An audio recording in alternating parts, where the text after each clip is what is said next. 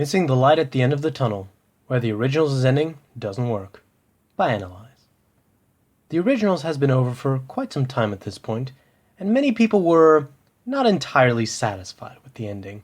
That is to say, that I hope the writer's room for legacies is fireproof, and they don't accept fan mail without thorough inspection. But why were their dearest fans so upset? What lies at the core of this series' failure of an ending? Why didn't it fucking work, goddammit? Before you all start shouting a particular name in unison, let me explain why I, the great and powerful Analyze, think the ending to this magnificent series fell completely and utterly flat, like a pancake under a steamroller. TV series, at least good ones, tend to have some themes at their heart, some fundamental questions on a topic that they examine. For the originals, there are a few questions at its heart. Can we escape what our parents made us? What made the originals into the horrible creatures they are? Can the communities of New Orleans have one single party where nobody dies? But perhaps the most fundamental of these questions is, can Klaus Michelson, the supreme slaughterer of cities, the crazy killer of kings, the champion kicker of kittens, be redeemed? And usually it is the purpose of a series ending to try to present some sort of answer to the fundamental question that was asked, to take everything that went before it and tie it into a neat little bow that makes the point the series wanted to make. For that ending to be the culmination of what led up to it. The originals, naturally, attempts to do this with its final episode, and so in the end, Elijah declares Klaus redeemed. After all this time, he was able to do it. Yay for him. Flags and cakes and party hats and beignets all around for everybody. The answer to the question was, yes! This might be quite uplifting, if it wasn't for the fact that the ending as presented was utterly absurd. I'll grant there is a certain poetry to the ending conceptually. A man who was incredibly self-centered and who always pawned off his responsibility on others refuses to do so again, and sacrifices himself for the daughter he once rejected but now loves. And the man, whose only mission in life was to redeem him, finds his mission is completed, and with nothing else to live for, dies along with him. Their fates were intertwined all along. They lived together, fought together, and now they've died together. There's only one teeny tiny weeny problem with it. The execution doesn't make any fucking sense! Let's get this out of the way first. The mechanics of this moment are nonsensical. If Elijah was going to choose to die no matter what, why would Klaus choose to orphan his own child? Far be it from childless old me to be giving parenting tips, but telling your child you're going to kill yourself for them, despite there being a clear alternative, hardly seems like the gateway to mental health. Just shove the magic inside of the guy who already wants to die to go dance in heaven or hell or wherever the fuck he's going, and get some beignets with your daughter. Klaus's magic trick of pulling a new white oak steak straight out of nowhere is another ill-fitting puzzle piece in this Picasso-esque picture, mainly since the Aztec of uber convenience had never been mentioned before, even though throughout most of the Vampire Diaries and the originals, Klaus had been obsessed with destroying every tiny bit of white oak steak he could get his hands on. It is literally unbelievable. And what about Antoinette? You know, the woman Elijah spent like 7 years with, being happy and fulfilled? Nope, forgot all about her. Elijah never even gave Antoinette a telephone call before he decided to turn himself into a vampire shish kebab. Didn't even send an email. A carrier pigeon would have fucking sufficed. But all these things I could maybe live with.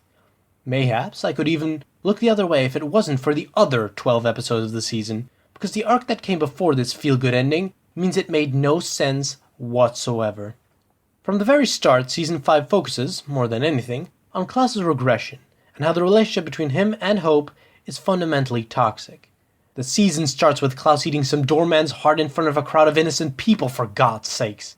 Just think of all the blood spatter on those poor people's shoes. And as for the relationship between Hope and Klaus, we see multiple examples of his terrible influence on her. In the beginning, for example, it is his abandonment of her, and his recently rediscovered penchant for murderous rampages, which causes her to feel like she needs to go chasing after him in Paris, the main reason why she turned Henry. But this relationship goes both ways. Not only does Klaus make Hope a worse person, Hope makes Klaus do horrible things as well. The episode that best encapsulates this is probably episode 10. The episode starts with Hope attempting to rid herself of the Hollow's anger, by throwing her father around like a rag doll. She doesn't hate her father, however, like a normal child would, and so it doesn't work. When she tells him this, because healthy communication is important, kids, he just stands there and says, "Give me a name." Afterwards, he proceeds to slaughter a bunch of nameless vampire goons, may their fanged little hearts rest in a river of blood, and kidnaps Roman for Hope to torture brutally. Roman, who was for the most part an innocent pawn in his mother's grasp. He then proceeds to give Hope some very helpful tips on how to torture the child, despite spending all of Season 4 attempting to shield her from violence. Guess Hope hit him so hard earlier that he got amnesia. Needless to say, this is bloody awful. It is a far cry removed not only from a fully redeemed Klaus, but even from Season 4 Klaus.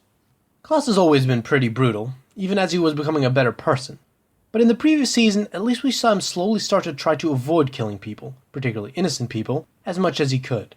A good example of this being that when him and Vincent confront some witches serving the Hollow in Season 4, he chooses not to kill them, despite the fact that he very easily could have. He warns them instead. And while he still always killed when he had to, there is a distinct difference between self-defense and kidnapping an innocent person for your daughter to torture so she can get over that Monday blues. Now, this could have all been part of an interesting arc, to see how this child, rather than being his redemption and making him a better man, as always expected, starts reverting him back into the raging psychopath he was at the beginning of the show. That because she's so dear to him, he's willing to do anything for her, and that anything just happens to include lots and lots of slaughter, violence, and evil plots because, well, that's just a Michelson way.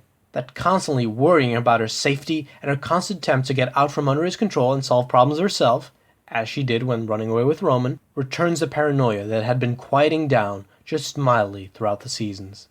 But the regression involved with this just doesn't work here. Now, the regression certainly can be part of a character's arc, absolutely.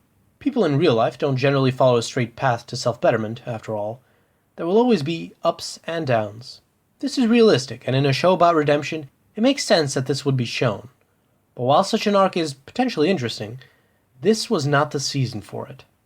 This season only had 13 episodes to work with before it got to the end, and on top of that, it was the final season.